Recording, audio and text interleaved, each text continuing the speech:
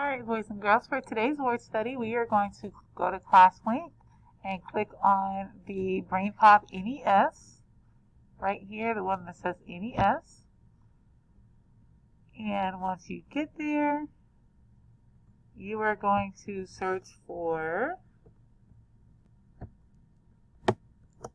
roots, prefixes, and suffixes. If you're unsure, you can just go over to this slide, and I have it typed out here for you. You can just copy and paste. And once you search that, you're going to click on the very first video, and that will bring you to this.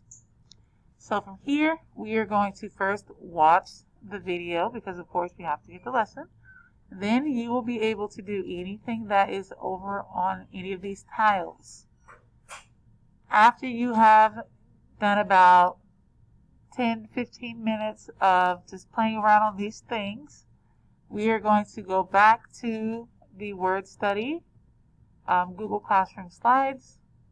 I have selected 4 questions for you to answer that was in the video on the BrainPop, so please make sure you pay close attention to that. And then you are going to turn this assignment in. If you have any questions about any of that, please let me know.